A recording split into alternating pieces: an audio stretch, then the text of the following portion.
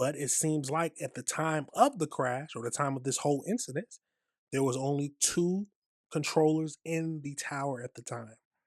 Now remember, this is a they've been going through a lot of stuff because one, they're not getting paid right now and they're required to be at work, and just a lot of people are quitting. But let's get over into these videos and see what we can find out about this whole situation. As well. Sam, we learned a lot from this press conference today. I couldn't say the same about yesterday's press conference, but today we did get a lot. We got everything from the timing from when this plane actually touched down to when that recorder gave out. We got, when in fact that stop came in.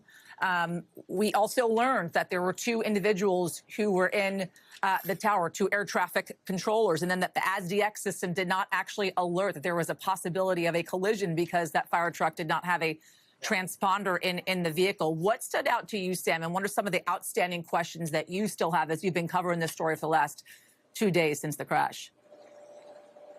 Yasmin, you know what stood out to me the most was sort of the reflected ambivalence from Jennifer Homendy when she was talking about the chair of the NTSB, obviously, when she was talking about what is the standard operating procedure for the field of aviation, be it LaGuardia or other airports, that you generally have two people on their shift in the tower cab overnight. She sort of made it seem like this is essentially how things function. There's less volume. Obviously, you have collaboration between those two individuals, but you don't need more people. But we might have to reassess that if you were sort of reading between the lines of her remarks. And I say this in context, having just spoken with a former controller for the FAA for 22 years in cities with lots of volume like Denver and Phoenix. And he told me 2 is a very, very tight margin for error, because of the fact that you have these late night hours. You have people that need to take coffee breaks and bathroom breaks, and so they need to be relieved at various points. When that happens, especially as we're getting late into the morning, you have one person potentially that's managing all of these responsibilities at the same time. Like 2 should not be the default. That was his position. We also don't know where exactly those two individuals are. Were they both in the cab?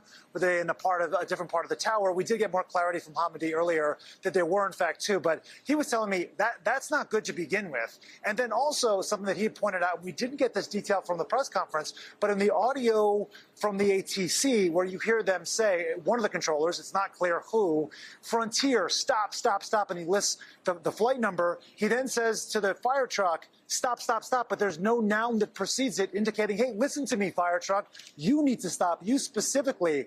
I would have loved to have heard that addressed if there was a breach of protocol in that sense, because you have all these vehicles, and this is something that we just learned, according to Ms. Homendy, that there were tons of fire and police vehicles nearby on the runway, and they may not have been obviously understanding who was being told not to go or to go. And it all came just within a matter of seconds. I mean, you ran through that TikTok, right? At 20 seconds, that's when the clearance from the truck came in. 9 seconds, the tower instructs the truck to stop. 6 seconds. 3 seconds later, the pilots transfer controls, and then at 4 seconds, again, the truck is told to stop. So this is all happening in a matter of seconds, and then the collision. I mean, it's just clearly something that was avoidable, and I know Homendy discussed this chain reaction where it's not just one thing, it's a series of issues. But if there's one takeaway for me, it was her stating that they may need to re-examine the standard operating procedure at LaGuardia and other airports around the country over whether there should just be 2 controllers in the cab in these late night hours. Now, the main thing I'm wondering about is if that two people in the cab at that time, is that coming from where so many people have been quitting, or is there not enough help, or is that always been the procedure? But let's keep going. Let's keep going into this. Well, yeah, and this is, to your point, Sam, this is not a regional airport. I'm sure a lot of the folks watching have flown through LaGuardia Airport. This is a huge airport, a lot of traffic that does not stop at 11 p.m. or midnight, right? Planes are coming in all hours of the night. So the fact that there's only 2 air traffic controllers in that tower, and they don't even necessarily know if there was someone on standby to pick up the slack, if in fact, as you mentioned, someone needed to use the restroom, for instance, is a little bit astounding, I think, to a lot of folks that are likely watching. Yes, and there were weather conditions on Sunday night as well. Yeah. You know, I spoke with several passengers who said it was a very rough landing. Visibility was low. The FAA administrator spoke to that. So these were challenging conditions on top of the fact that it was late in the night, early morning, and it is one of the busiest or most critical airports in the country. You combine all of those factors together and the fact that the default was still 2 people, and we don't even know necessarily how many others may have been there or not. Hamidi discussed the fact there was conflicting information from the logs as to the staffing. So we're still waiting for more details on that. But it's a confluence of factors. And at the end of the day, you're looking at still this stunning scene, right? Like over my shoulder, that is the aircraft. We were watching, Yasmin, earlier today as members of the NTSB team and perhaps FAA and other investigating agencies were walking through that wreckage and peering over and sort of looking underneath the plane. We don't know what clues specifically they were searching for, but this is all playing out in real time as flights are taking off at LaGuardia. I mean, you have this split screen where this major national investigation is going on, and LaGuardia operates typically 900 flights or so arriving and departing a day. That has been really reduced in the last couple of days. They had somewhere in the effect of 250 or 300 cancellations so far as of an hour ago. That's like 30+% of the total flights of the day. This has affected everybody, but the tragedy of it all is really what's so sobering and what stands out. It's right there in front of you as the rest of aviation here at this airport continues to carry on. Yeah, we got about 6. Now, think about it. They had all these flight cancellations. Plus, on top of that, there's so much delays at the airport. You're going to have to spend at least 5 hours just trying to get on your plane. This is a wow situation. Let's keep going into it. 60 seconds left, Sam, but that's exactly what I'm thinking of as you're speaking is, you know, that plane right behind you, over your right shoulder, the fact that folks are taking off. It seems that the chairwoman indicated they're still only at the beginning of this investigation. Are there any plans to reopen runway 4 in the next few days or so? And also kind of what passengers are having to deal with in taking off on their own flights and looking at that really horrific sight behind you. Yeah, I don't have insight as to how people who are here right now, Yasmin, are absorbing emotionally and mentally the sight of seeing this plane as they're taking off down the runway. But I will add, runway 4 is expected to reopen, according to the FAA, on Friday. So presumably it would be business as usual within a couple of days. But we don't know that definitively. That's what the FAA said yesterday. We did learn a lot today, that is for sure. But this is a crazy situation. Let's go over to one more video where we're going to look at, it looks like a former traffic controller is speaking about his problems or what he's seen as the problems. Let's go over into it. I've never seen it before in my career. I know a lot of other pilots, they've never seen it as well. Was this controller Former pilot, I'm sorry. doing 2 jobs? And if that's the case, we've got a problem. We have a very serious problem. So some of the things that make LaGuardia a challenging airport are, for one, that it's one of the busiest in the country and the world. And as a result, you have lots and lots of moving parts at all times, from aircraft, ground vehicles. That's why it has to be very carefully orchestrated. Everybody has to be hypervigilant about what's happening. The other thing, too, is LaGuardia is really in a congested area. You've got JFK, you've got Newark, some other really busy airports, large airports. And so one of the concerns, and pilots have expressed concern about this, is the amount of traffic, happening within those 3 airports and how super busy that airspace is becoming.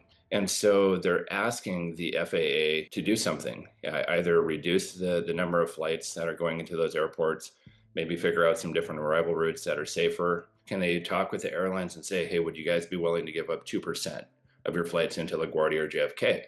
Because those are prized airports. I mean, airlines really compete for those airports, and that's a hard sell. It's hard to walk up to the CEO of American Airlines and say, hey, would you be willing to cut your flights into LaGuardia by 2% or JFK? They're probably going to want something in return. At the end of the day, it's all about safety. And pilots are very concerned about this. Yesterday I was talking. Let's correct what he said. It's all about safety to the pilots. To me, I'm thinking it's all about money for the CEOs of the airliners, but that's just my thinking. Let's keep going. With a journalist on Canadian TV, and he has a friend who's a commercial pilot who's nervous about flying into the U.S. because of all the congestion. But the FAA is going to have to do something about the number of flights going into the airport to really try to reduce the chances of accidents happening like we saw yesterday. Yeah, it's runway availability, it's the number of flights that they have. But when you start adding other factors into it, like weather, and it doesn't necessarily have to be weather delays around New York or New Jersey. It can be weather delays in Chicago or Los Angeles because the air traffic system is so deeply interconnected. If you have delays in one area, it's going to have a ripple effect and affect others. And so that might add a little bit of pressure on flight crews to do those flights into LaGuardia, to JFK, even with these delays. And that can create a dangerous situation. And as you know, we have a shortage of air traffic controllers in this country. The FAA, to its credit, is trying to fill those open positions. And I think Sean Duffy did a press conference yesterday saying they have something like 33 staff at LaGuardia. They're shooting for 37. They've got 6 or 7 in training right now. That's great, but you still have a problem with the shortage of controllers. And That's the biggest problem about this whole thing, is that there's so much of a shortage, and it takes so long to train them.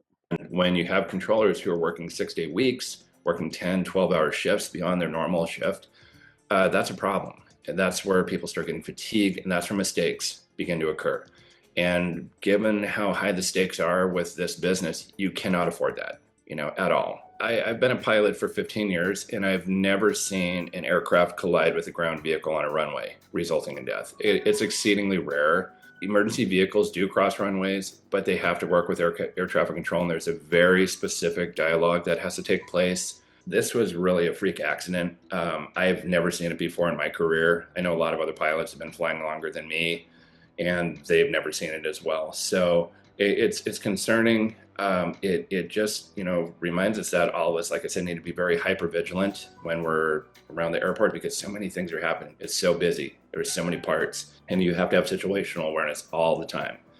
From the time you're pushing back from the gate to the time you're taxiing in, there's so much happening on that airport surface. Lots of moving parts, but that's why we all really need to watch and be alert. And the firefighters did exactly what they were supposed to do. The controller cleared them to go across the runway. They read it back just as they're supposed to. I know there were early reports saying the plane collided with a fire truck at like 24 miles an hour. And for the front of the plane to be smashed like that and to flip that truck over, I mean, those trucks are big, they're heavy. It takes a lot of force to flip one of those things over on its side. And that's what happened here. So that plane was going a lot faster than 24 miles an hour. I heard some reports that was like 90 or 100. It definitely was a high impact incident.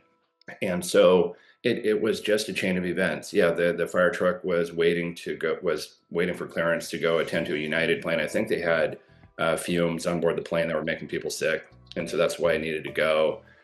But yeah, emergency vehicles use the same runways, same taxiways, but they have to be in communication with air traffic control.